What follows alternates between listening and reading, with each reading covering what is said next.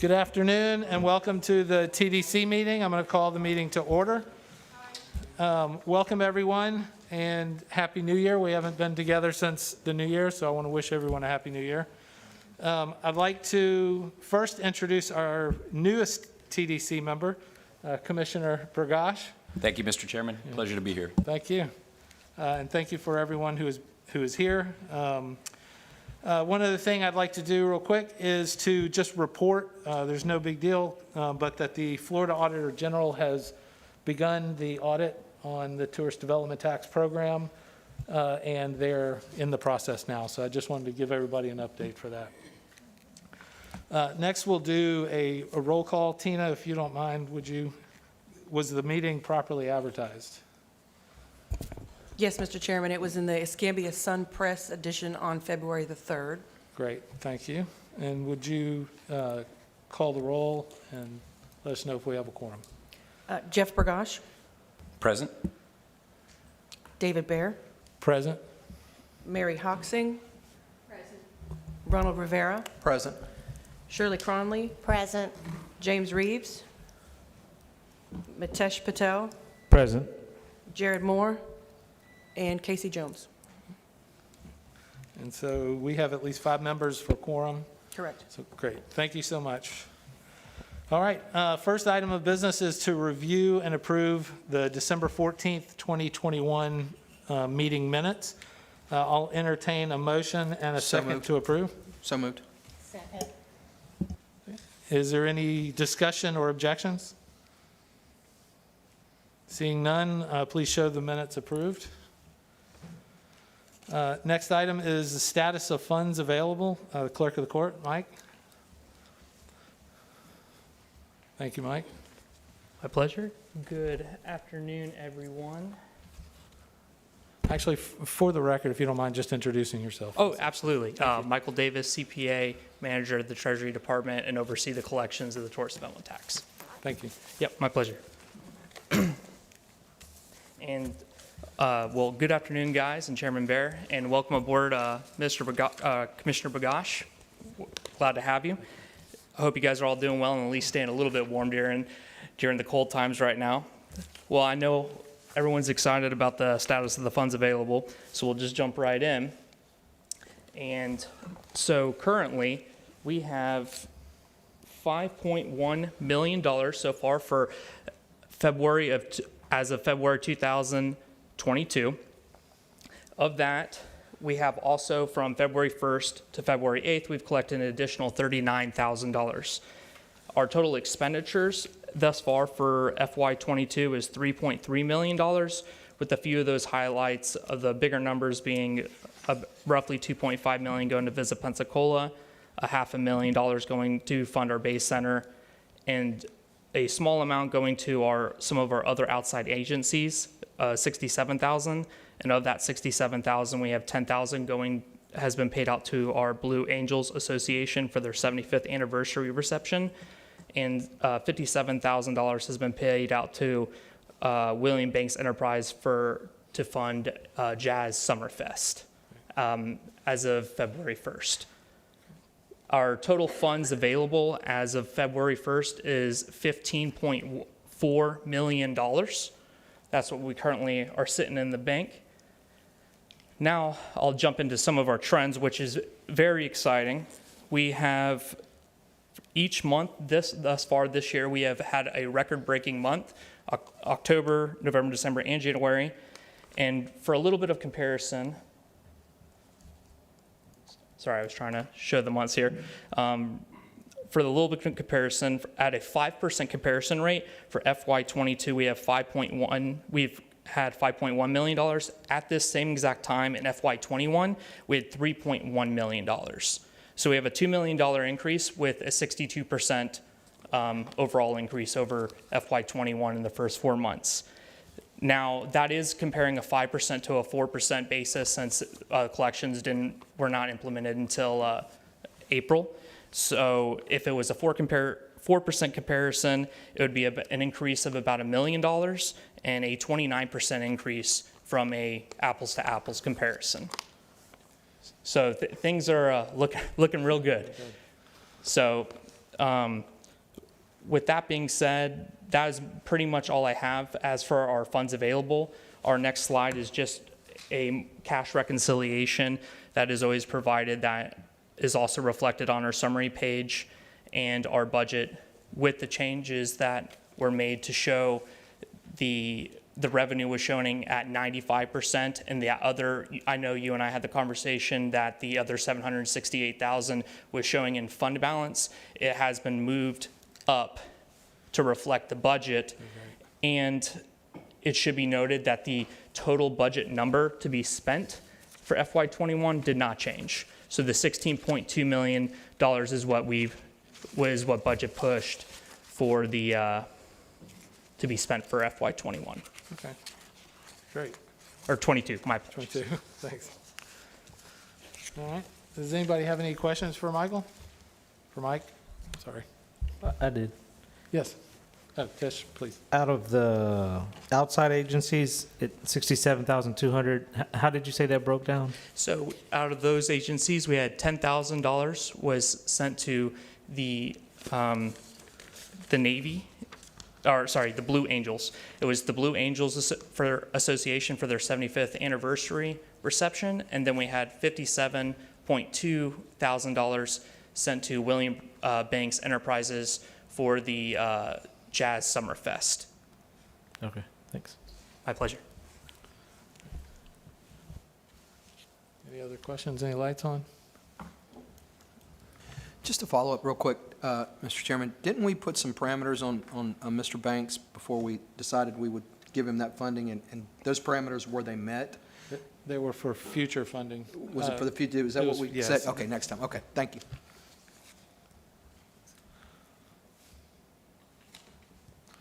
Any other? No? Thank you, Mike, appreciate My it. pleasure, Chairman. Thank you. And I apologize, I skipped public forum. We do have two people who have signed up to speak. Carrie Freeland, if you would introduce yourself when you get to the podium, and please limit your comments to the agenda and 3 minutes, please. Thank you, Mr. Thank you. Chairman. Thank you. Thank you, council. My name is Kerry Freeland. I am president and founding member of Dive Pros, a local recreational scuba facility. We at Dive Pros train, equip, and host scuba divers, allowing them to enjoy our local wrecks and reefs. I have had the honor of doing so for over 33 years. In the early days, local scuba diving was poorly promoted. It was up to us in the industry to get people to come and check out what we already knew. Pensacola's abundant wrecks were teeming with life. I was frustrated that Panama City and Destin were getting so much attention when I knew the diving was better here. We had great wreck diving, and as we lost the aircraft sites we had through storms and subsiding, the local stakeholders, with the help of the county, were busy putting out more wrecks. The Pete Tide II, the Antares, the Avocet, and many others enhanced what we had lost over time. Then in 2006, Escambia County got the USS Oriskany. Overnight, Pensacola was on every serious diver's bucket list in the world. The results were spectacular. New shops opened up, several new boats started running charters. People were coming from all over the world to diver. Dr. Bill Huth of the University of West Florida did a study that stated the return of investment on the USS Oriskany was $150 for every dollar spent on obtaining the wreck. Even today, 2/3 of my website inquiries are of the USS Oriskany. I serve on the Escambia County Marine Advisory Committee. I was approached by a customer whose steel-hulled sailboat had burned at the marina. Perfect reef material, as you can only use steel or concrete. He thought it would make a great reef and wanted it to stay in Escambia County. I made inquiries only to be disappointed as the procurement of the vessel and the destination of that reef was secured before we can get an effort off of the ground. Apparently, someone else has read Dr. Bill Huth's study as well. I recalled seeing that Okaloosa County had sunk another 3 vessels in the last couple of years. I'm told there were more than that. I am not exactly sure how they were able to obtain these viable reefs so quickly, but they did. These reefs are assets, and to get quality assets, one must be ready to commit quickly. I would love to see Escambia County have that ability. I spoke with one of the many charter boat captains our business uses routinely. His vessel hosts hundreds of people from out of town every year. With the hundreds of divers are their families, all lodging, dining, and shopping in our economy. My emails are full of inquiries from out of the area. Divers are a different breed. They travel, they love adventure. Divers tend to be educated and have good incomes, are very ecologically conscious. These are the tourists that we want. Over the years, I have seen many of the folks who come here come more often and even buy a house and move in. Perhaps the epitome of tourism dollar goals. Being on the Marine Advisory Committee, I asked that we put on our agenda a new large wreck to be placed offshore as an artificial reef. I recognize that it takes a significant amount of time and resources to make something like this happen. I believe we should start now. Right now, we have Robert Turpin and the other experienced staff who helped to bring us the USS Oriskany. Now's the time to start working on this project.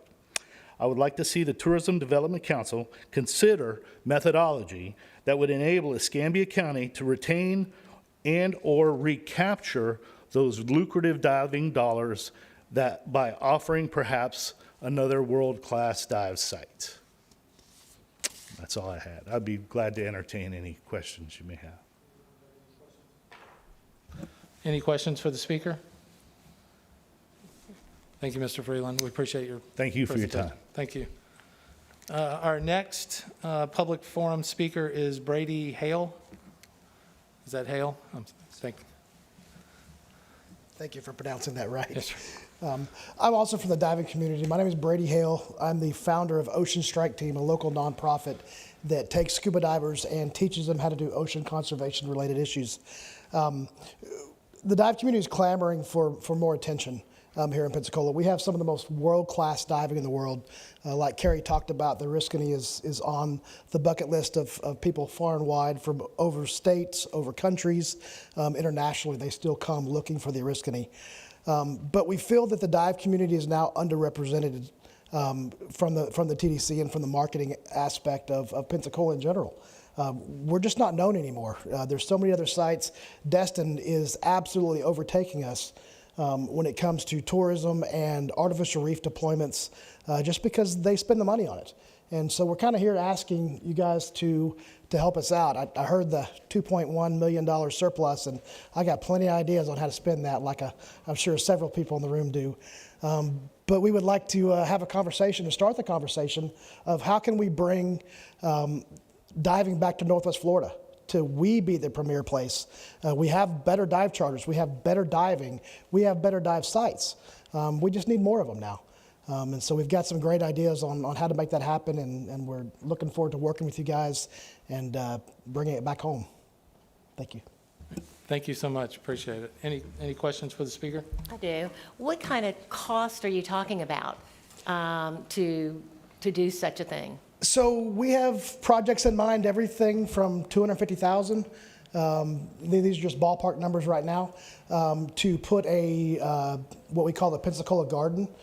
So think of the Joe Patty barge that we sunk many, many years ago that was very Pensacola specific, but have huge columns underwater that look like the lost city of Atlantis, a Sphinx, the pyramids, a Blue Angels airplane, the Pensacola water tower, all those underwater in a concrete structure that does multiple things. Number one, it increases the fish habitat. As you guys mainly know, we got a lot of sand out there, and fish don't necessarily like sand. So if we create that structure, it brings in the fish and it aggregates them. All of our economically important fish, the snapper, the grouper, the amberjack. So it's not just divers that benefit this; it's also the fishermen as well.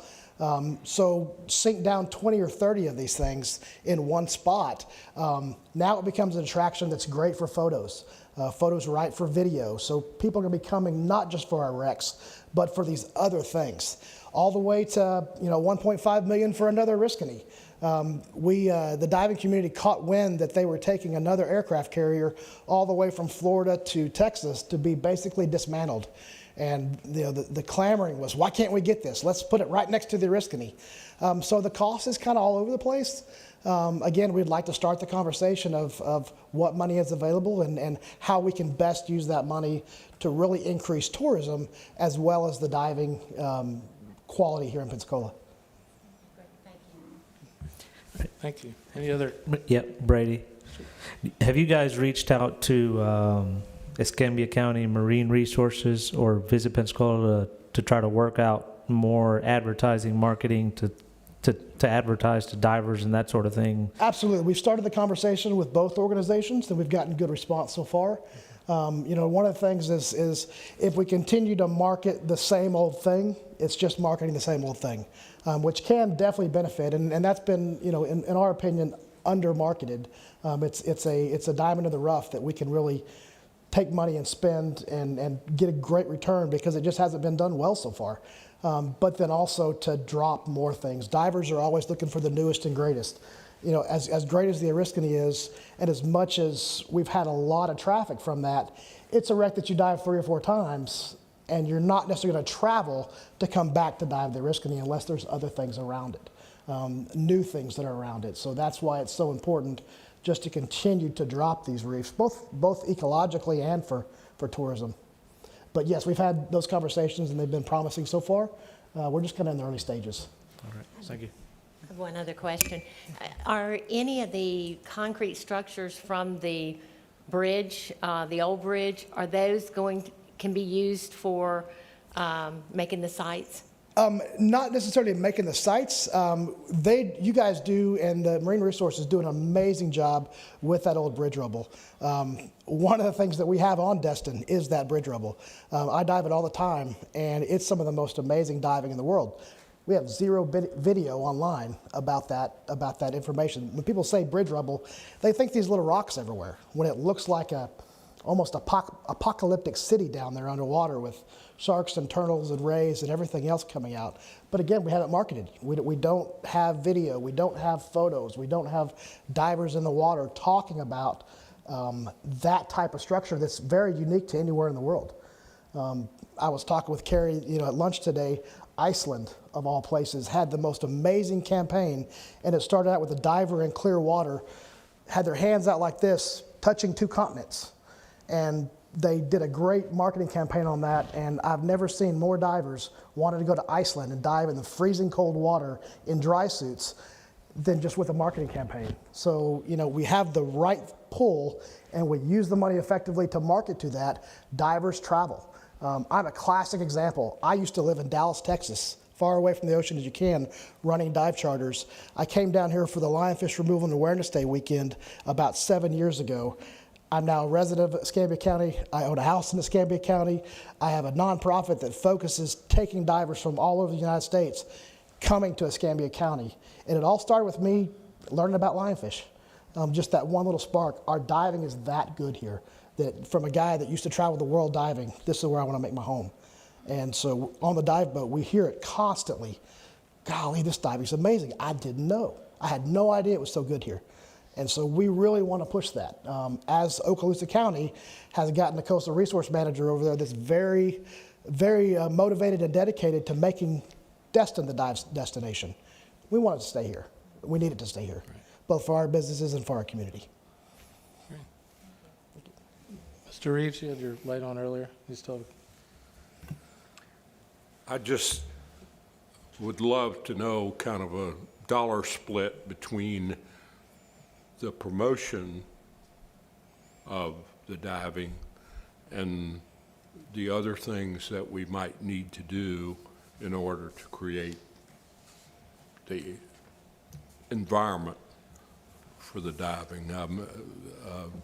It seems to me you're really talking about both of them, and I always like to think that they'll spend as much on diving as they do on motorhomes. My dive locker is pretty darn expensive. I can tell you that. The great thing about divers, they have discretionary income. They travel tremendously. It's an investment. It really is. Like the Oriskany, $150 for every one. I wish my investments did that well for my personal portfolio. It's heads and beds. It's restaurants. It's dive charters. It's dive shops. It's the tourist trinkets that you bring home. It's the T-shirts.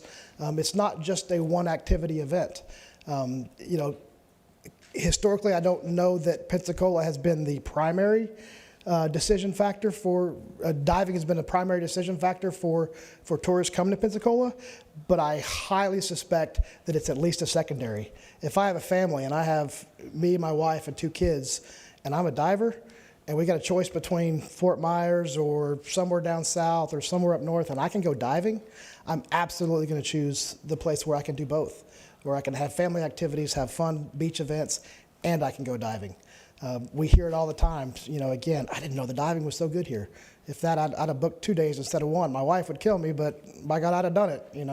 So again, it's that combination, and that's something that we'll have to feather a little bit of how much does it cost to sink the ship, and how much do we spend to market that experience. The great thing of the diving is a small community, so it doesn't take as much dollars to compete with other places if we make the effort.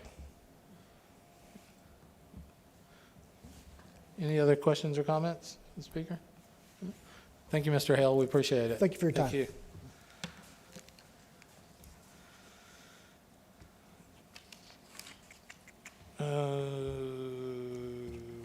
We approved the minutes. We got the funds. County report. Well, that's a good segue. Mr. Turpin. Thank you, everyone. I'm Robert Turpin. I'm the Marine Resources Manager, sitting there a little bit uncomfortably as I'm listening to people that are talking about opportunities that we have not capitalized on. We've done a great job of capitalizing on the funding for the natural resources damage assessment. We had $2.8 million in artificial reef funding from the Deepwater Horizon oil spill. We've spent that, and we've put out over 170 patch reefs using the allowable materials, which were concrete modules, and that's what we were allowed. I asked for that money, or at least a portion of that money, to be expended upon the wrecks, the vessels, and we were denied that request. We're getting ready later on this year to get another $1.5 million in NERDA to, again, build more artificial reefs, and vessels are specifically excluded from that. So I felt, even though I could very easily justify the fact that we are restoring habitat, we're restoring the damages from the Deepwater Horizon oil spill on the fisheries, the diving community still has not been made whole, and I'm unable to make that argument stick with the people and the trustees. However, I do want to say that we have capitalized on the artificial reef modules. We've put out more modules than any of the other counties. The 3-mile bridge rubble, this is going on as recently as yesterday. I was putting another hundreds of tons of the concrete bridge demolition as what will be one of the largest artificial reefs in the state, the nation, and the world when we're completed. So we're still working on a reef that is now, number 5 is over 15 acres. The structure varies from just at the seabed to higher than this ceiling and almost as high as the roof. So we have a really, really good start on the habitat for that, but we don't have any funding sources for vessels. And through my contacts in the counties to the east, I've learned that they are allocated hundreds of thousands, 600,000 over the last couple of years, having that ready for vessels when vessels the opportunity arises and they're able to jump on it. They were able to acquire the vessel that was just spoken of, the sailboat, steel sailboat, that they had money in the bank and they were able to make that offer, and we were unable to do that. But we can do it if we have the stable funding source and have an allocation that we can rely on. This kind of changed my update, but I will update you on a few other a few other Marine Resources Division projects. That pretty much sums up the artificial reefs. But we are, for waterway access, we're very, very close to solicitation to construct another saltwater boat ramp in Escambia County. It will be the Perdido Bay boat ramp. It'll be the 4th saltwater boat ramp here in Escambia County. We also have to resurface Galvez Public Boat Ramp, and we're actually designing a replacement for that facility, bringing it up to today's standards. The larger vehicles, the larger vessels, they require longer parking spaces, so we're having to redesign that entire facility, and we'll be rebuilding that.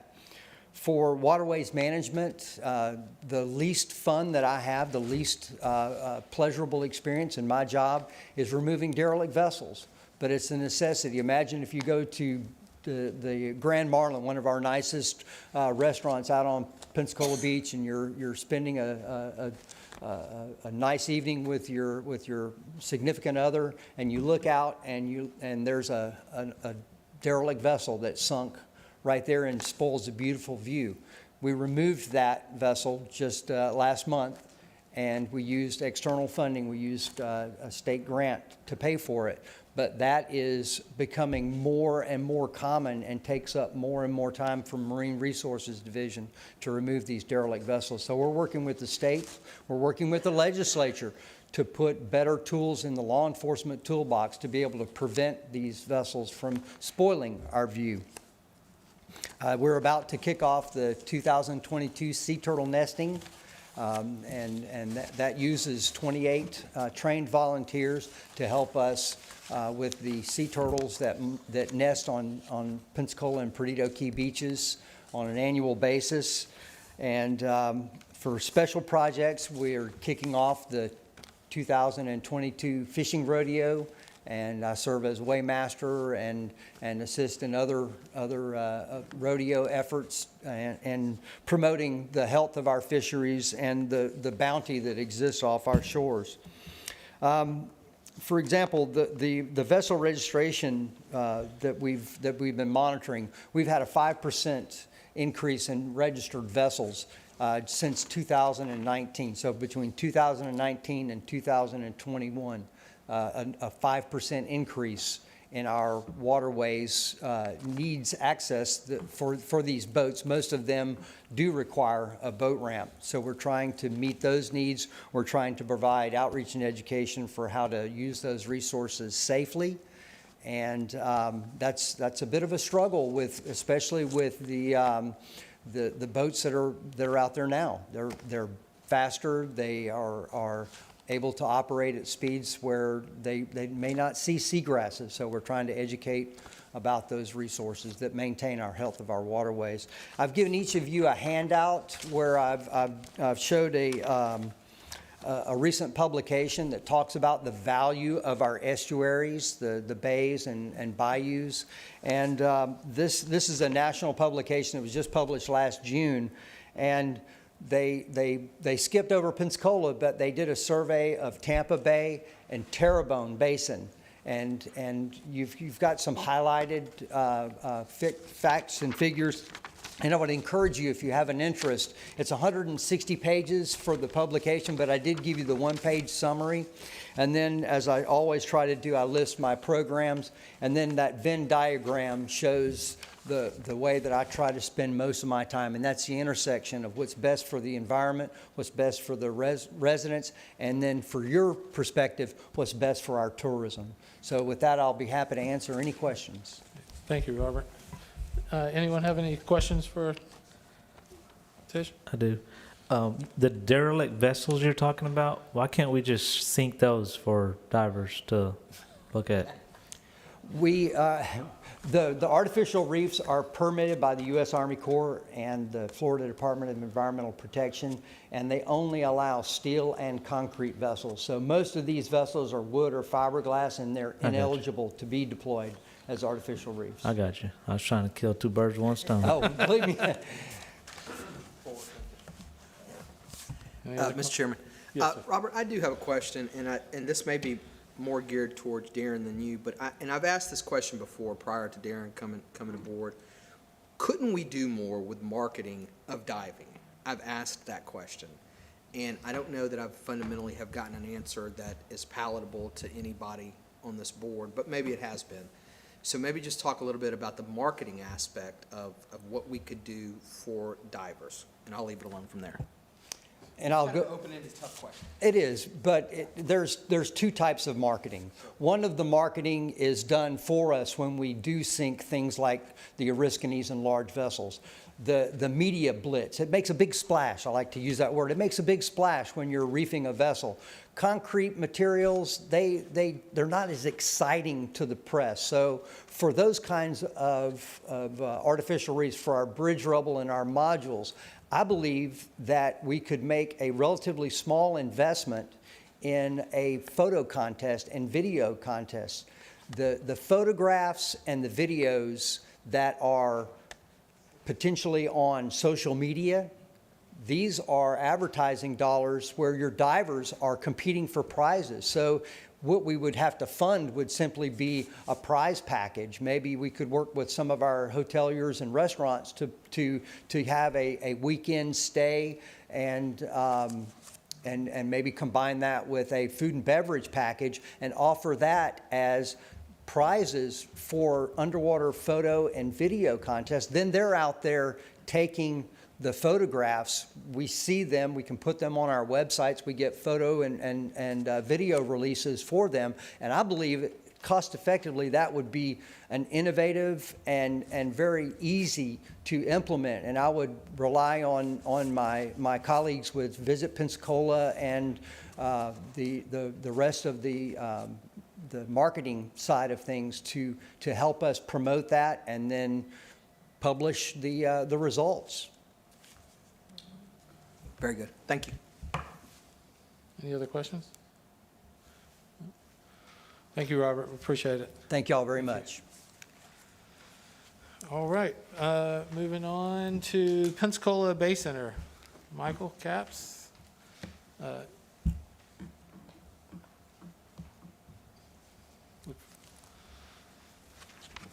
Good afternoon, council members, Mr. Chair. Thank you for the chance to come up here and give you an update with the Bay Center operations, what we're doing currently. We have a couple of hockey games coming up this weekend. First Responders Night is Friday, and then Military Appreciation again on Saturday. We're going to have a lot of first responder vehicles out there. The Blue Angel Police vehicle will be notable out there in the front.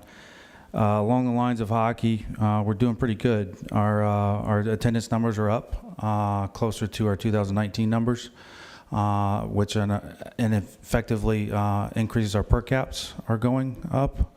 So our food and beverage operations are increasing. One of the focuses that we're doing not only here locally, but all of our venues are going to a lot more of speed of service. So we're trying to enhance the experience. We'd rather you have more time watching the entertainment you paid to come see than standing in line trying to buy a beer or a Coke. So those efforts are improving, but we still have more room to improve, and we're working with those. After hockey this weekend, we've got a big week with Pensacon, the following week after that, and then going right into Mardi Gras. All efforts are on board with Pensacon. Their attendance should be back to the pre-COVID numbers. Took a little dip last year, but we should see a lot more people in town. They're reporting their ticket sales have been back to a normal range. After our Mardi Gras, we roll right into Sunbelt Conference. The championships, both men's and women's games, will all be played at the Bay Center this year. They are still utilizing Pensacola State College as a practice facility, so working with the partners in the community. They were recently in town and met with all the partners with Visit Pensacola and Pensacola Sports, did some site planning. They participated with the Pensacola Sports with a Double Bridge Run Expo. They're loving the community, love the improvements that we're making. We've added some assets onto the building. They've come on board and paid for some more assets to put TVs into different rooms where they can broadcast the games and enhance the experience for everybody.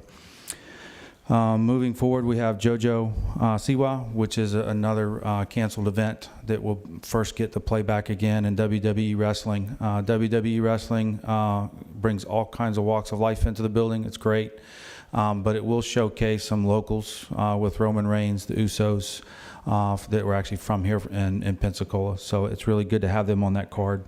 We've got Jeff Dunham. We've got U.S. Finals. Disney on Ice is going on sale. We've got Globetrotters in April.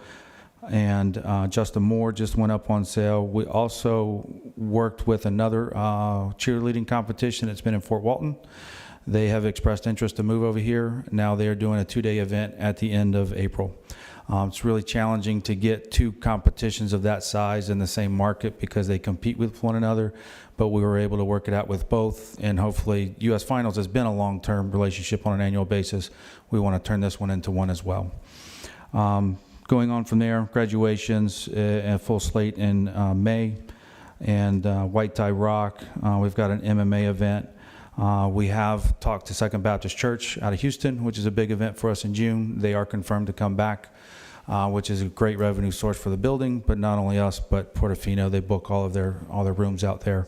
And in line with that, we also have Christ for All Nations, which did Light the Fire Again event. A couple years ago with us. They are looking to come back in September, and they have confirmed. That's another week-long event that brings in roughly 30,000 people over that whole time frame. And again, that's 30,000 people that we click coming through the door. It may be multiple times, but it's a sizable number.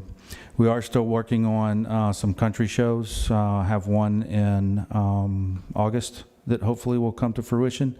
Monster Jam is now booked in August. We have not announced that yet, but we are looking to bring them back. And then what's key with that is we get them out of the March timeframe, which is during ice. It's less expensive to do it in the summer. Helps our bottom line, helps their bottom line.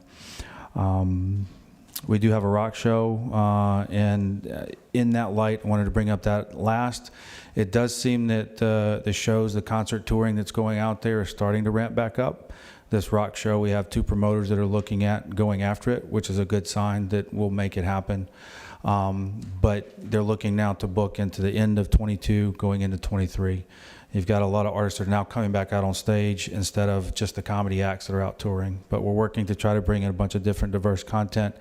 We have some urban shows that we're talking to as well. We still work with Cadillac and help him with his efforts at Summerfest. And I know, kind of wrap it up with the financials. We are tracking on budget. This time last year, we were in a completely different boat. I want to say we were around 500 in the to the not so good, and we're just ahead. That does not include two events since we did the summer financials, so I think we're trending in the right direction. I will say though, with that, our ticket sales and our revenue sources are not up back to where they should be, but we are managing expenses and expectations to balance that out. I mentioned our attendance. It's going. We are still full 100%. Our attendance that's coming in, it's probably still about 50% of what we've seen in 2019. But we're still making sure that experience is meeting everybody's expectations and they're spending more money coming in the building. We did make an initiative to go cashless in the building, that we launched that out. So our food and beverage operations are now purely cashless. That's to improve the speed of service and the safety of the transaction. It's something that ASM has done in across the buildings. The one feedback that we did get was our nonprofit organizations that work in the concession stands, they were afraid that they weren't going to be able to capture as much money as they were in the past. Actually, it's shown that they actually capture more. And then actually through this process, we can actually verify how much more is going back to them. So then instead of north of $200,000 going back to nonprofits, we can actually account for the rest. I mentioned Sunbelt. They have expressed interest, and I don't want to steal any of thunder for Visit or Pensacola Sports because it is a collective effort. But they are looking to start talks of extending the agreement with the 2-year option. and even talk about more in the future. With that being said, they love what we're doing with the venue, all the improvements that have been made, and they just want to see that direction continue.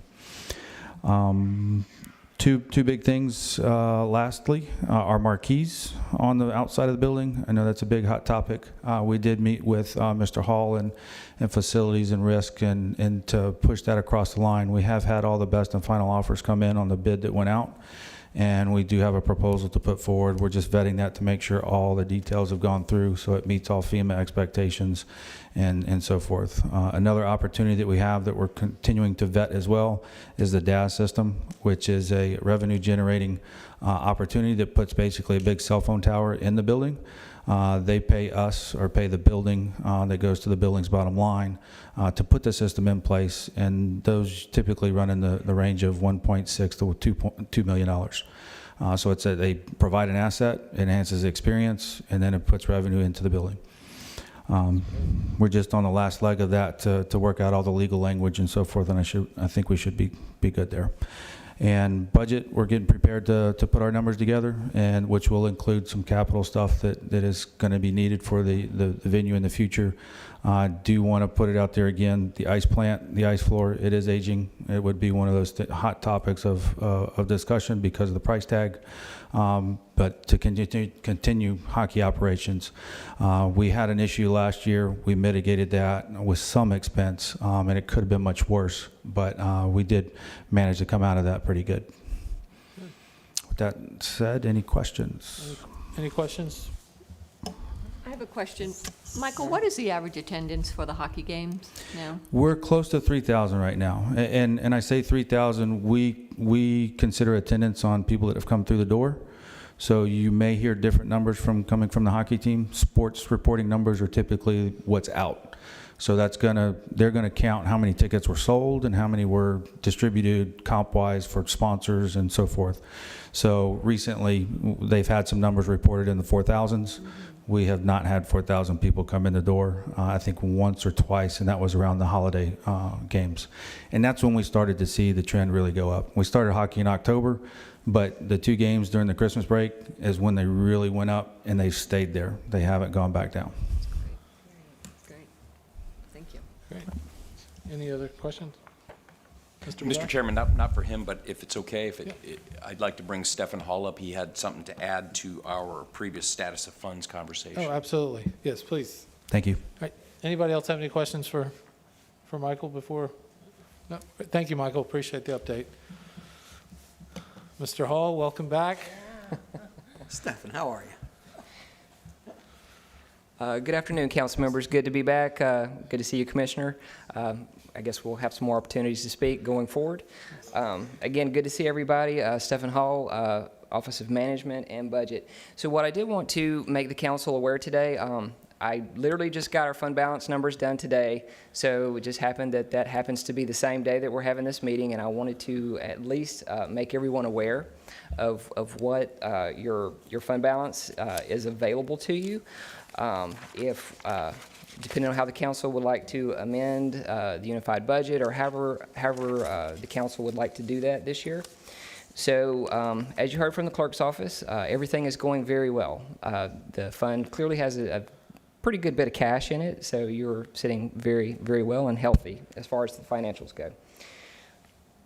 Currently, what I see is you have a net available of roughly $11.5 million. And I have some proposed adjustments to reserves totaling about $3.5 million, which leaves $7,734,590, which is potentially available for tourist promotion. So I wanted to get those numbers to you. I will happily email this breakdown. There's a couple of other little minor things in there, such as another approved project. I believe council has previously approved for the Pensacola Beach water tank repair and painting and things of that nature. So that's really the only other big item that's there.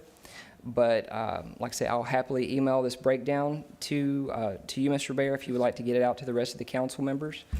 If you don't mind, send it to Tina, and then Okay. she can she's got all their email addresses. Okay, will That'd be do. great. Thank you. So what I would like from the council, obviously I know we've got another quarter before we will have the next meeting. We meet every other month now. Oh, every other month. Okay, super. So maybe get some input back from this, how the council would like to see that, and then we will take an amended agreement before the Board of County Commissioners for the additional funds for the remainder of the year. Great. Okay? Thank you. Does anybody have any questions? So let me just understand this, Stefan. The number that you were talking about in the fund balance, is that those are unencumbered funds? Correct. Those are unencumbered, unassigned. Okay, so the 15 million that we're looking at from the clerk's report is all funds, all money's in the fund, but approximately half or more are actually encumbered with other projects? Correct. Okay. They are assigned to something. Okay, which is like Beach Access 4 and the beach ball, and some other projects. got it. Great. Do you mind sending us a list of those encumbered projects as well with the dollar amount? Sure. If you have that? Absolutely. Great, that'd be awesome. Thank you. Okay, thanks. Thank you, Michael. Thank you. Any other questions for So Spawn? that's Fund 108? Is that Fund 108? Yes, ma'am, that's correct. Thank you. All right. Thank you. All right, next up on the agenda are outside agency reports. We'll start with the Unified Budget Group and Visit Pensacola. Darren? Welcome. Thank you. Good afternoon. So, can you see our slide? Is that up on your We can, monitor? it's on our screen. Okay, great. They can't see it. We can see it, they can't see Yes, it. right, exactly. So, a couple things that we wanted to share in our update today. First thing is, many of you may be aware of the Destination 2020 strategic plan that was formed and presented back in 2015. Well, it's 7 years later, and we see that now is the right opportunity to revisit that plan, take a look at what's been accomplished, and really with an eye to the future, what we need to grow our local tourism industry, what needs to be preserved. We want to get we want to get stakeholder feedback as we put a new plan together, and we're calling it Revisit Pensacola. So again, it is a community-centered initiative, and we are going to be, our focus is how do we continue to grow our destination for tourism responsibly, and what we need to do to increase the economic impact of tourism for Escambia County. We're going to do a number of things where we're going to review research that we've done, and we've been spending quite a bit of money in research and studies. We want to look at all the opportunities for growth. You heard about one today.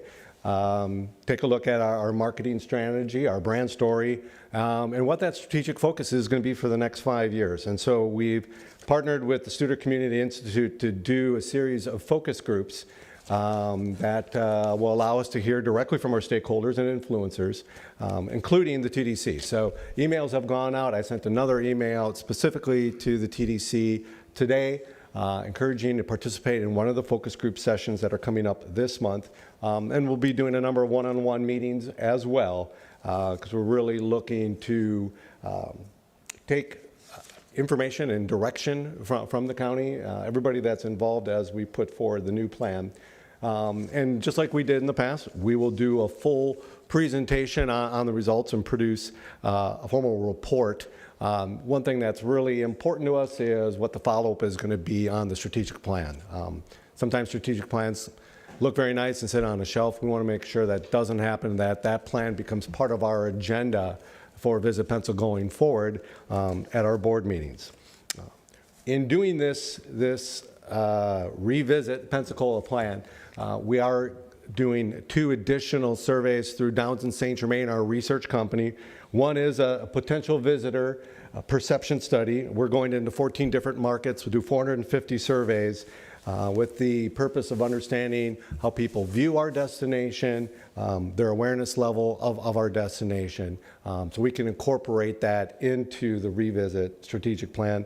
We're also doing a very specific meeting planner study. We're reaching out to individuals and organizations that have held meetings and conferences in the Pensacola area in the past, people that are currently holding meetings, those that have tried but haven't been able to, as well as people that have never held meetings here, and see what their consideration and what they would need in order to hold a meeting within our destination. We think both of those are pretty important to look to have in hand as we look forward to the future. With that, we're going to bring up a couple members of Showcase to talk about some of the campaigns that we've been working on, as well as the work we're doing with the Sun Belt Conference. I've just been clicking. Okay. Good afternoon. My name is Brian McCall. I'm part of the Showcase Pensacola advertising team, and I just have a few slides to update on some current and recent programs that we've been working on. But before I do that, I will say that we have an ongoing program, and I don't have any data on this here, to market specific experiences like arts, people interest, the people are interested in arts and that kind of thing, and diving is one of those areas that we do market. That being said, let's talk. I mean, we're always open, to other input and ideas and things to talk about, so absolutely, let's talk more about that. We've been running over the winter a snowbird campaign. We've stepped this up a little bit than what we've been doing in years past. And through November 15th through December 31st, that generated over 2,300 room nights. Looking at some of the other data, it did what we wanted to do in the sense that the average stay was about 10 nights per trip on this campaign. So that we feel was successful, and we'll be looking at expanding that even more next year. We have an ongoing program of supporting the airport with direct flight markets. Those change as depending on where the direct flight markets, who's flying at the time. But in November, Austin, Dallas, Denver, Houston, Indianapolis, Kansas City, Nashville, New York City, St. Louis, and Washington, D.C. That generated over 815 room nights and 365 flights. So for the amount we spent on that, we think that was successful. And of course, we're working with the airport and we're continuing that. We also have ongoing a local push campaign. It's while you're here. We actually market, send digital advertising to people as they're in the market, but people that are from out of market, and there's ways we can identify those people. And the point of that is to get them to do other things. So say they come here for the beach or whatever their primary reason to come here, we're making sure they know about other activities all around the county, things they can do, dining activities, amusement parks, whatever. We have a fairly robust program with that.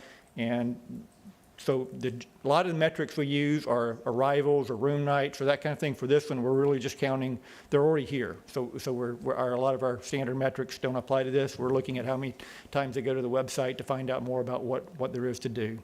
So that's what I have. And then we have Sunbelt. I'm on, Leslie knows a lot more about that than I do. Just click it to make it go? Yeah. Okay. Hello, everyone. I'm Leslie Perino, member of the Showcase Pensacola team, and I'm heading up the Sunbelt Conference Championship Marketing Program. So I'm going to share with you a little bit about what we're doing. Okay,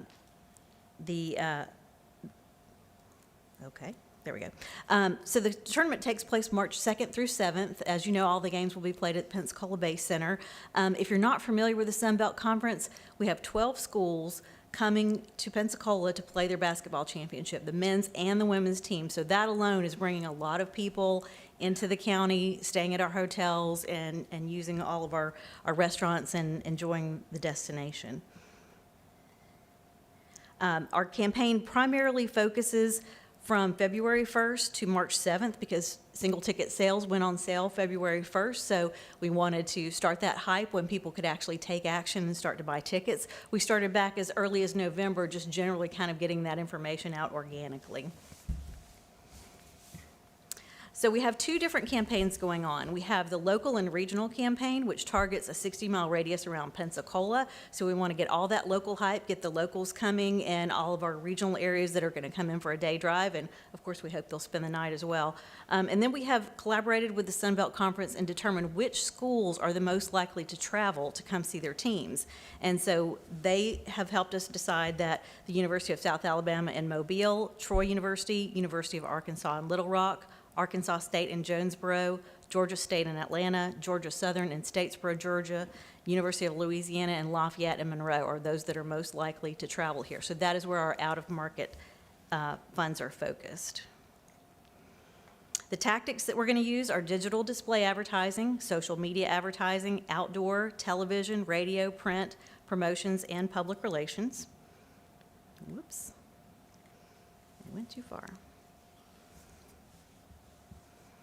The way we're going to measure our success are landing page views, the time spent on the site, click-its to Ticketmaster, click-its to I made a board, clicks to the Sunbelt web pages, social media engagement, ultimately ticket sales, and event attendance. And then just showing you how our budget is split up, we have out-of-market at about $52,000, in-market spending at about $59,000. Our media partners have been great to us. We have secured $26,000 in in-kind media sponsorship, so that helps amplify our whole program. So our overall 112 spend is looking more like $140,000. So this is all shaping up to be good. We're going to build on the success of last year, and people are more willing to travel and gather in arenas this year, so we're looking forward to some big success. Great. Thank you. I'm just going to wrap up with a few comments. We've already talked about TDT and had that report, and it's exciting to see the growth in the tourism development tax. We think that having additional inventory available to us compared to this time last year when we're dealing with the outcome of Sally and a number of our condo towers not available, and even our hotels on Pensacola Beach, as well as the bridge being out, were all things that we had to overcome. And so we're seeing through the first 3 months of this fiscal year about a 29% growth over the previous year, and a lot of that is coming in rate. So our hotels, our condos, our vacation rentals are certainly yielding on rate. And as we look forward, we have a report called Key Data that allows us to look at vacation rentals and what they're projecting. Again, we're seeing occupancy that's trying to stay consistent. It's up about a point over the next 9 months. We're seeing rate is up about $29 per room night with the vacation rentals. And so what that means, overall revenue forward look right now is up 18%. So it's a positive trend that we're seeing. Obviously, things change. That's as of this moment in time. We definitely saw pent-up demand hit us in April and running through June and July. It's very likely we could have a very similar experience this year, given the fact that a number of states certainly still aren't as open as Florida is. We're still seeing challenges with the cruise industry, challenges with international travel, understanding what may or may not be available. And so as a result, we could see that same kind of interest in Florida and the Panhandle. And so that's been our goal, build on the interest that we've seen. And so we just finished a campaign that was allowable because our budget has grown. We were able to invest $200,000 in a cooperative advertising campaign with Visit Florida. And they matched that $200,000 with $800,000 using some grant money they received at the state level. So we had $1 million TV ad campaign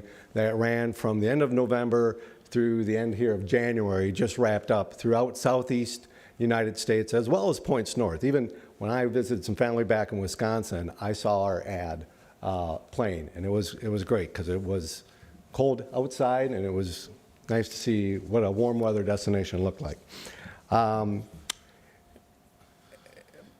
And just a real quick comment on diving. I've had the opportunity to sit down with Brady Hale and get an education on our current diving environment. I understand that we have a great diving opportunity with what we have currently, and certainly could be added on to. So we talked about shows like the big show DEMA that was out in Las Vegas back in the fall. We weren't able to really take advantage of that. But DEMA is going to be in Orlando this year in November, and then it's going to be in Louisiana the following year. So there's an opportunity for us to build up some visibility and some momentum. And it takes a couple things. So like Ryan said, we have some money identified for niche markets.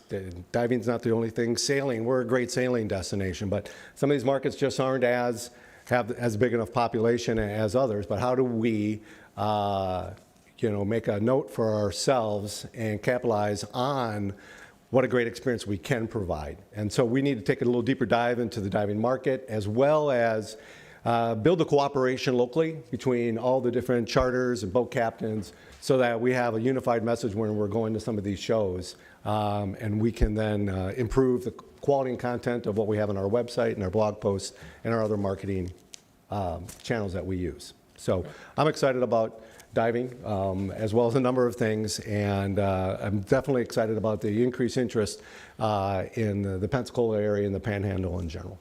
So, any questions? Thank you. Any questions? No questions? Great. Well, thank you so much. We appreciate the update, Darren. Thank you. Thank you. All right. Next up is Pensacola Sports. Ray Palmer, please, sir. Come on down. Good afternoon, everyone. Ray Palmer, President and CEO of Pensacola Sports. Can y'all see my screen? Oh, yeah, I see that. I am. You know me, high-tech guy. Well, I think we've covered the Sun Belt Conference pretty darn well, right? I'll only add that they did mention tickets are for sale. Encourage you to go get them. They're really a good deal, whether you buy individual game or booklet tickets, because there's 22 games, and the pricing is very competitive, and it's great basketball. Just a couple of updates. Our grant program, we've recently awarded 6 grants, 6 additional grants, expending $33,000 that combined have a $6+ million direct economic impact. That brings us for the year to about 10 awards, about $80,000, and a total of about $18 million of direct economic impact. Now, you put me in front of the best economic impact speaker in the world, and I'll put him up against anybody. But so we'll let Dr. Harper expand a little bit on economic impacts. I will let you know, though, our economic impacts that we currently use is a program developed by Destinations International, who is the premier travel agency partnership membership organization in the world, and the economic impact calculator that we actually use is specific. For a long time we used one that was very generic. It was industry generic almost, and it's terrible because it gave you the same number as it gave to Miami. Well, the Destinations DI's calculator actually calculates to Escambia County, right to Escambia County, what our tax rates are, what our gas rates are, all those types of things. So it's much more accurate. It does one thing for youth sports, another for professional sports. So anyway, I still won't take on Dr. Harper, though, because he's the best. We've had a number of staff changes in the last 90 days to 120 days, and in that we actually acquired, part of our staff has brought with us some connections with some traditional events that have been in Pensacola, a couple of soccer events, but more importantly, a couple of volleyball events that had been transitioning to our friends over in Foley. Well, with this connection, because he had an organization that helped manage those events, we're bringing a good bit of that back to Escambia County. So hopefully, with some future plans, we'll be able to even further capitalize on that and some, other indoor opportunities. But we're real pleased with the new staff. There's a lot of learning curve that goes with new staff members. Most of them knew us pretty well anyway, but we're excited about the future. This past weekend, despite the cold weather, we had a little over 3,200 runners in the Pensacola Double Bridge Run.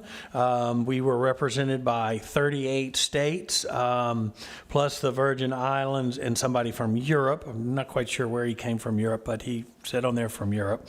Our overall winners were both Coloradians. David, you'll appreciate that. One from Boulder and one from Colorado Springs. So we continue to grow that event, and we figured this is the 4th different course in 5 years. And we'll have another one next year. And that's not easy. But after next year, it should be a set course. And then we can take the event to what my kind of goal has always been, to a solid sold out, every 5,000 people every single year. Maybe bigger, but let's get to 5,000 as a really good goal for us on that. NAIA men's lacrosse will be the middle of May, so we're working on prepping for that. That'll be 10 NAIA schools from around the country, something new to us. We have a 2-year contract with the NAIA to host that championships. So we're learning a lot about lacrosse. Lastly, I hope you will put on your calendar February 23rd at Pier Suites. Yeah, okay, thank you. Pier Suites at 2 o'clock. We're going to have a press conference, and I can only tell you that we're going to have a press conference to announce a partnership with a national governing sports organization that is important in the sports industry as there is, I'll even go as so bold as to say, in the world. But we're going to announce a partnership. That's about all I can tell you. 2 o'clock, Pier Suites, Wednesday, February 23rd. I invite all of you to come, and we will have a fantastic announcement. As much as we love the Sun Belt Conference, and we do love the Sun Belt Conference, and Michael and I are going to get together and bring hopefully to you all some ideas on how we can secure a long-term partnership with them, because I think they would like to do that, and I know we would like to do that, and we have some ideas of what their requests are. But with that being said, questions from anyone, please.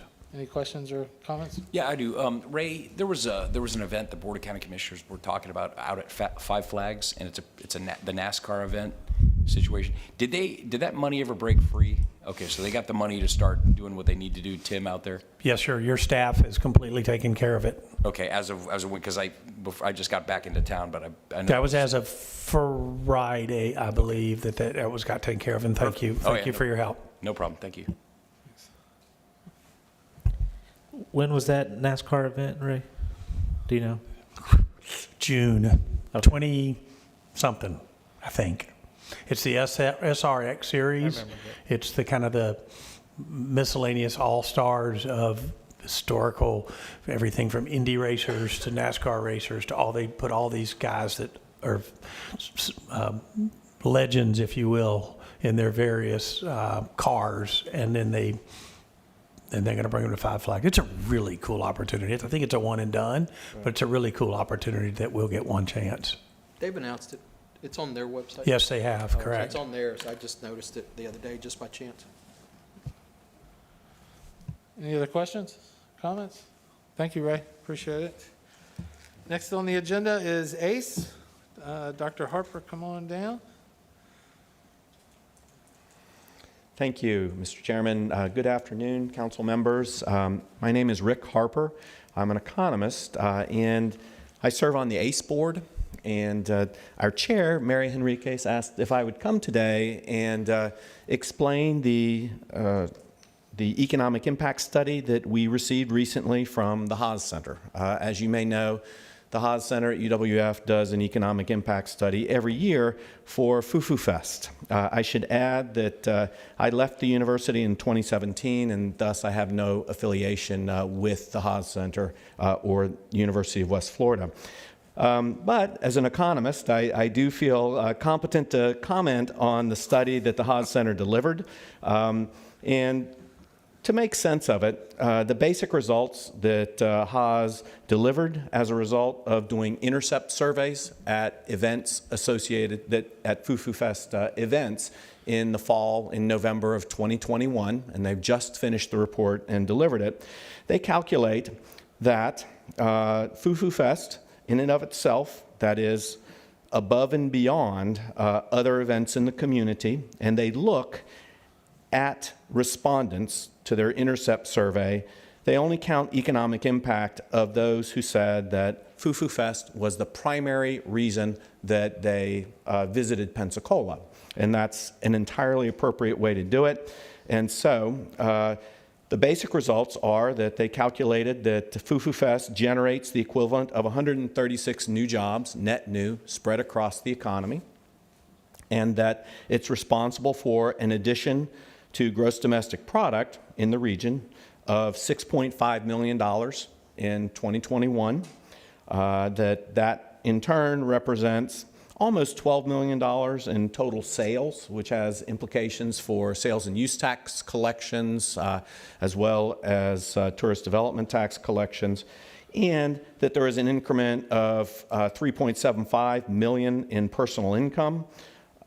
Now, what do those numbers mean? I took a look back 4 years at the 2017 results that Haas delivered to come up with an idea of what the growth rates are that we've seen. And actually, in 2021, the results were 8 to 9 times as large as in 2017. And so how can that be? So digging a little deeper in the methods, I looked at the 2017 study, and there the respondents from out of town who were spending money at Fufu Fest, only 38% of them had been aware of the Fufu Fest, of its presence in Pensacola when they made their travel plans.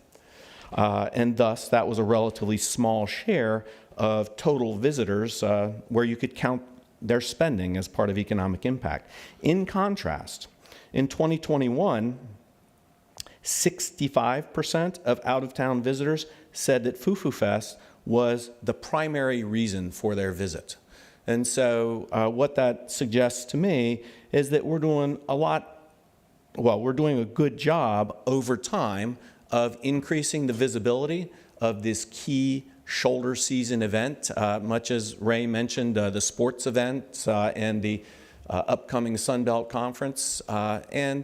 As Darian mentioned, that a lot of the dollar increase we've seen in TDT is due to rate increase. Well, that's all well and good. In fact, it's wonderful that hoteliers are able to charge a good rate. But as you know, one of the challenges that the Pensacola market faces is that our high season really starts Memorial Day and then it ends 11 weeks later when the kids go back to school. So events such as the sports events that have been mentioned, such as the culture and artistic events associated with Fufu Fest are particularly important because they allow hoteliers, restaurateurs, marketers, people in other businesses that cater to the leisure and hospitality market, they allow them to earn a reasonable rate of return on their expensive assets, even when it's not the 11 weeks of the high summer season. And we see that in statements such as much of the TDT increase was due to higher room rates, but things like Fufu Fest and the sports and other entertainment in the shoulder and winter seasons are key to growing our presence as a year-round destination market in Pensacola. So again, the basic results for Fufu Fest, it's grown by a factor of 8 in terms of economic impact since 2017, due largely to increased visibility and people that come here specifically for the event. And it delivers 136 net new jobs and $6.5 million in regional domestic product. So with that, Mr. Chairman, I'd be happy to take any questions. Thank you so much. Any questions from the panel, from the council? No? Thank you so much. I would probably pinpoint the reason is that I was the chairman in 2017, and we have a much better chairman now in Maria Goldberg, who did a much better job with our new curator, Nicole Stacy, who's done a great job as well. Should we call that the bear effect or It is. the Goldberg No, it's effect? the Goldberg effect. Okay. The bear Thank you. effect is what caused only 17. No, thank you so much. All right. Next on the agenda, outside agency. Well, we had the African American Heritage Society, but Dr. Howard had sent an email. I don't know if she's on Teams, if she has anything to say, but I think she doesn't have anything. So moving on to National Aviation Museum Foundation, Admiral Kozad. Appreciate you coming down today. Give us an update. Absolutely. Good afternoon, Mr. Chairman, members. Three things today. Number one, I don't have any financial requests. Number two, I don't have any PowerPoint slides, so everybody should be dialed in. Just an update on where we are right now. So for the past 2 years, National Flight Academy, zero revenue, zero program opportunities based on COVID. We are pressing ahead full speed. We've got a representative out in Portland, Oregon right now that's attending the American Association of National Camps. Everything looks good to be able to move forward with a full program this summer. Today we stand at 98% of all our quotas filled. Typically, we don't fill our National Flight Academy quotas until the May timeframe, so there's a very high demand for kids coming into the local area. We've taken the opportunity, we're redoing all our IT. We've gone through and done some work with scenario development, so we'll be at a really high level when we're able to deliver those programs this year. One of the things that caught my attention, right now out of the 1,500 attendees for this summer, we only have 30 children from the local area who are actually attending. So one of the things I've asked my staff to do is put an earmark for spring break next year, and we're going to call this Escambia County, Santa Rosa County Week. So over spring break, exclusively offer that opportunity at a $100 discount to local kids to give them the opportunity to come back, because that's one of the things I noticed when I was here. It was, historically over the last, decade, there has been, a much smaller return on investment and local participation in the Flight Academy than I would like to see. So initiative number one.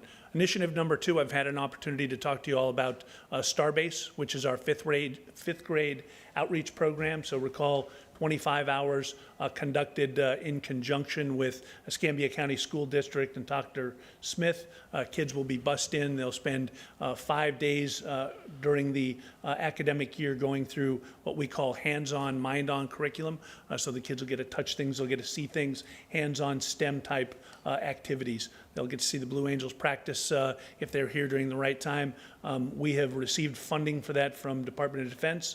So that funding, remember, covers staffing. So we've got 6 staffers who just checked in this past week, covers some supplies, and we are marching ahead to cut the ribbon on the 1st of March at 7:30, potentially 8 o'clock. The first kids will arrive that morning. And again, when it comes back to what's the local impact on Escambia County and Pensacola, this is 100% of at-risk kids attending Title I schools who will benefit from this. So in a full academic year, about 1,500 kids, and we're really pressing forward, not only for this academic program, from 9 o'clock in the morning until 3 o'clock in the afternoon, but looking for very quick opportunities to turn around after-school programs and summer programs that we can facilitate. So we're really excited about, the ability to give back to the community on this initiative.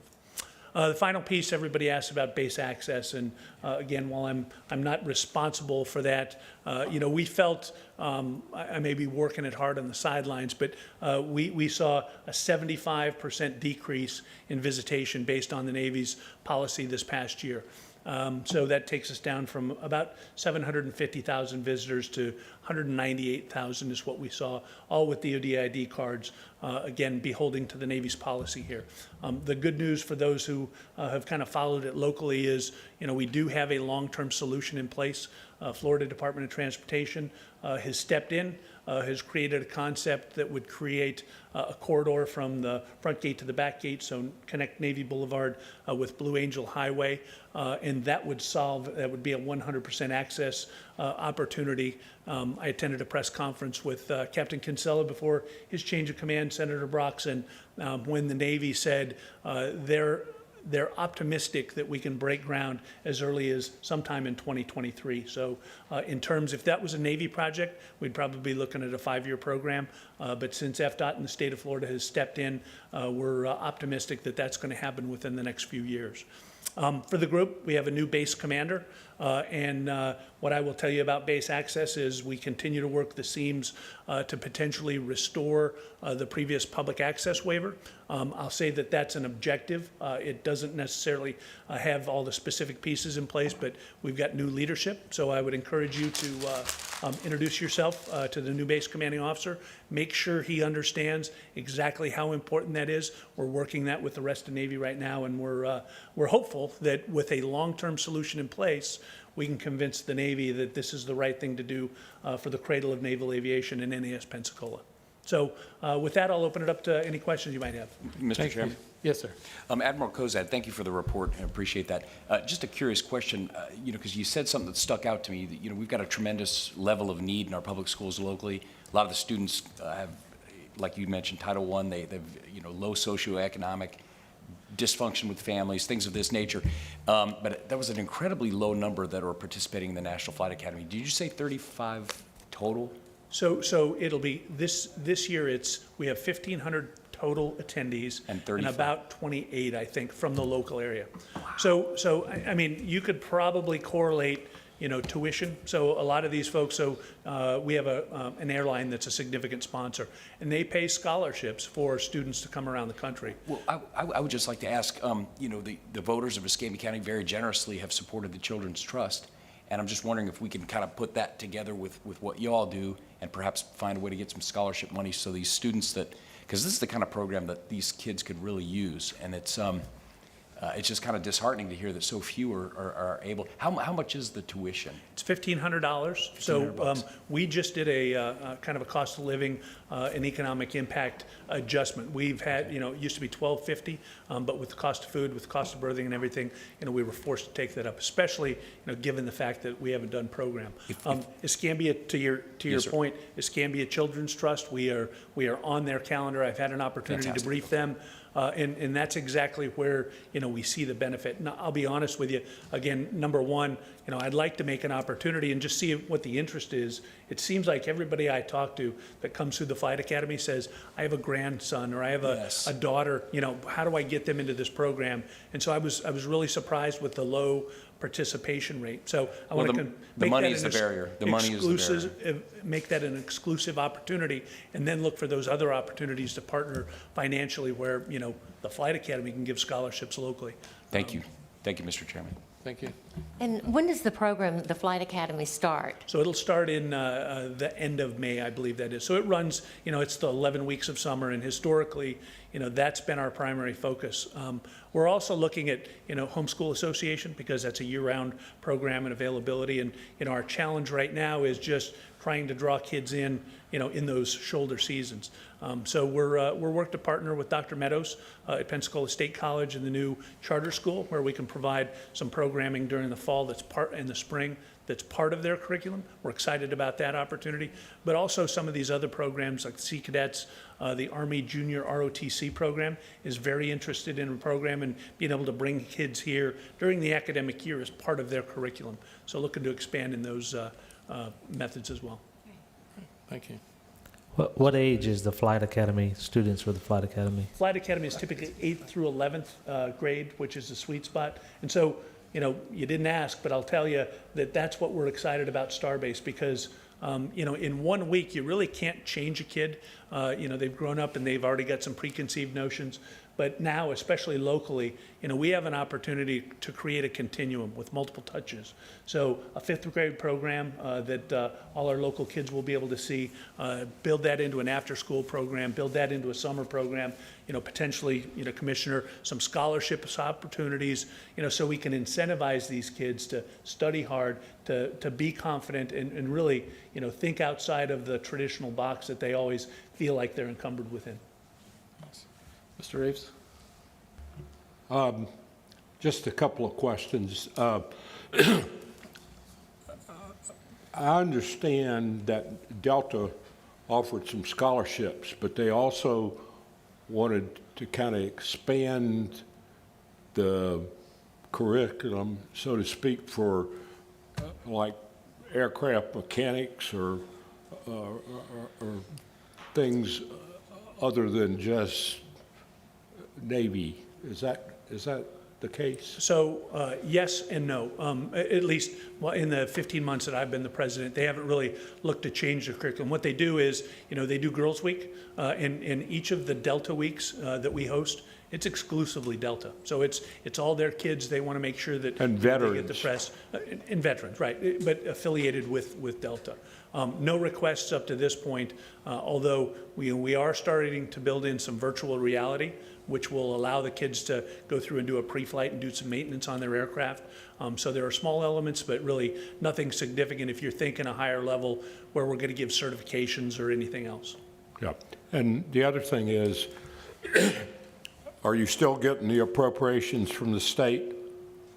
We are. So this past year, we had a $421,000 appropriation to be applied towards STEM outreach. And so, we've used that to apply to taking in some computer scientists, bringing the folks in, the programmers that can actually go through, modernize what we're doing in each one of the simulators, as well as modernizing some of those simulators as well. So it's a good investment.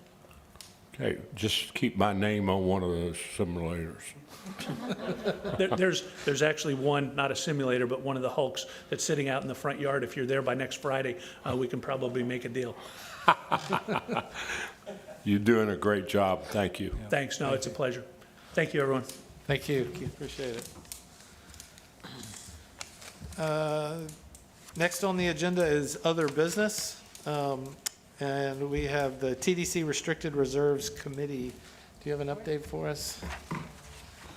Yes. Our committee met on Thursday, January 20th, and to discuss about Fund 108, and really just trying to figure out about how to put some restricted reserves.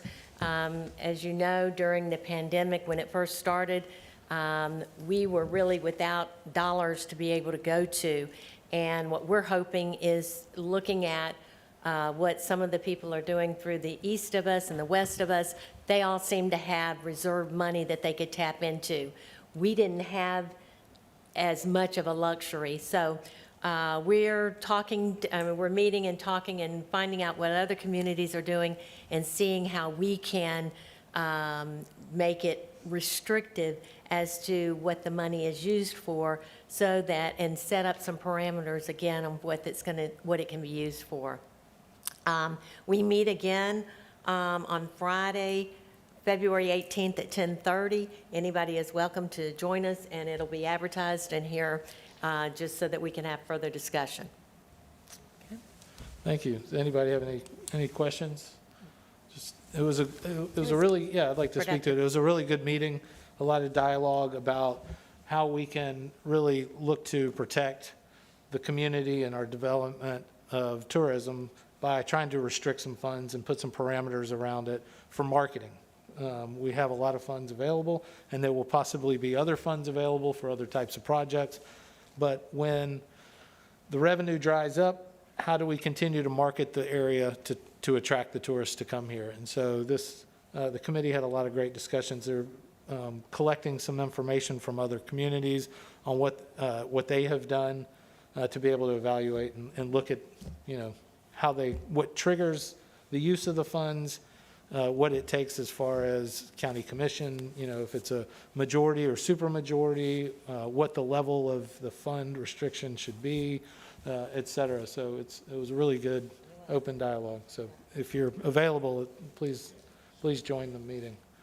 So thank you. Does anybody have any questions for Shirley? No? Thank you. All right. Next item on the agenda is, I'd actually like to try something. I'd like to, before we adjourn, ask each council member to say something about, or not say anything if you prefer, just about your experience today, any feedback about today's meeting or tourism in general. And I can start with you, Commissioner. Is this a survey? Obviously, I appreciate it, Mr. Chairman. This is my first meeting here and just kind of coming up to speed, but I appreciate the participation, everyone being here, and the information. It's a lot of good information. And I'll just say, I appreciate so many people working together to bring tourism to the community, because it really does feed so much of the other things that we do. It dumps a lot of money into our local option sales tax, and then we, as a Board of County Commissioners, in turn, can use that revenue to fix roads and do other projects. So I think it's very important what we're doing. I love to hear the fact that we're way up on our numbers. That's great. Hopefully we can keep that trend going. Just appreciate the opportunity to be here, and I look forward to hearing, Shirley, what your committee came up with in terms of, and I will say, not to be the spoiler in the room, but there's a lot of people, as everyone knows in this room, that they've got great ideas to spend that money, right? I know Darren's got ideas, I know Ray's got ideas, but the county, obviously, we have ideas as well. And from the budgeting perspective, just speaking for myself, I like to look at a lot of different funding sources for projects and really zealously guard that general fund, because that general fund can be used for anything. But so we've done a few things with TDT money, and some people have been very happy about it, others not so much. But I'm willing to hear what you have in mind, and of course I'm just one vote of the 5, but I'm willing to work with you. So thank you for the opportunity. Thank you, Mr. Chairman. Thank you, Commissioner. Mr. Reeves? Well, first of all, I love the idea that you had a 10-minute limit on everybody, but I like the fact that, Darren Schaefer is from up north, and his 10 minutes are a lot longer. They turned into 12 and a half hours time. The only other thing is, I just want to emphasize that when there are all these people staying in hotel rooms, the mobile home parks around are also contributing their fair share. Are they full? Yeah. Yeah, but so are the hotels. So, just fair treatment. Thank you, Mr. Reeves. Mary? I'd like to say I'm still learning a lot, being new on this council, and I think the fact that everybody works so well together is just amazing, and I love to see everybody come down here and help us with this, because tourism is going to help us all of our businesses. The better one does, the better we all do. So I think it's a great council. Thank you. Shirley? Yes, I was intrigued about the diving possibilities and where we can use those columns that are for the Bay Bridge or the old Bay Bridge as a possible new city or new underwater city or something, a new diving experience. So I hope that we're able to capitalize on that and go forward. Thank you. Ronnie? Yeah, just real quick, thank you, Mr. Chairman. As many of you know, I am a proponent. I love this industry. I think it is the #1 industry in the state of Florida, and more in particular here in Escambia County. Without this industry, we'd have very little here in Escambia County, so we want to make sure that we prop this up every time we get an opportunity. I am also very interested in the diving. I'm very interested. It's a market I don't think that we've tapped. I think for a long time it's something we could really go after and really generate, like you said, that niche market that we could go after, and I think it's something we should look forward to in the next year, for sure. Thank you. Thank you. Tish? I'm not brand new to the council, but I sort of feel like I am still kind of learning and maybe asking a lot of questions and sometimes maybe some dumb questions, and I feel like I need to ask more questions. I think there's a lot of agencies that need the funding and come to us for that. But I also would like to, I don't know if our panel could, or if, yes, individually, if we're allowed to, if we can, but to kind of see what the funds do. I know we've heard from Mr. Robert Turpin a couple times, and last time, not today, but time before, his presentation was really well, and it gave a lot of information. But I personally I've lived here my whole life, and I've never done anything that he talked about. I still haven't done it, and I kind of feel bad that I haven't done it.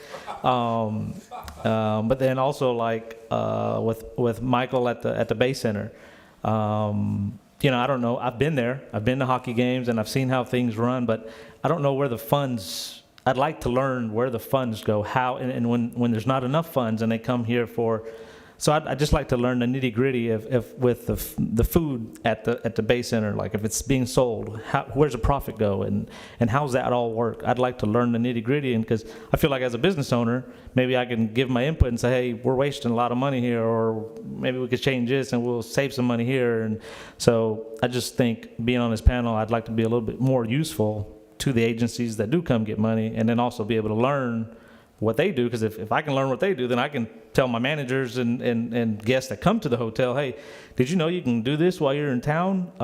Right now, I just got a real pretty map from Mr. Robert Turpin last time, but I haven't done anything with it. I've showed it to a lot of people, and they're like, oh, I didn't know this existed in Pensacola. I said, neither did I. So I think we have to kind of correlate to use that. You know, if I live here and I haven't done it, then how can I expect somebody that lives in California to do it? So I think we got to do a little better job of getting that out there. And I hope that being on this panel that we can do that. Thank you. Thank you. Yeah, and thank you to the TDC Council for allowing me to try to set up this new little format. I think it's important. Mr. Reeves, you talked about the time limits that I'm putting on. I think everybody's time is important, but every report is important to us to understand what's going on. So I want to continue to try to open communication among the industry to communicate, see how we can collaborate together and better inform each other and let everybody know what's going on in our community and how can we work together. Let this council understand what's going on so that we can continue to fund the things that are going to grow our community. So thank you. I want to thank everybody for showing up today, the presenters for presenting all the information, and the county staff, for Tina for putting this all together, and Mike at the clerk's office for reporting, et cetera. So thank you. And just thank all the TDC members for participating and being here today. We had a couple come and go. I know City Council has a lot of stuff going on. They have like meetings after meetings after meetings this week. So I understand. But thank you all. And with that, I will adjourn. Thank you, everybody.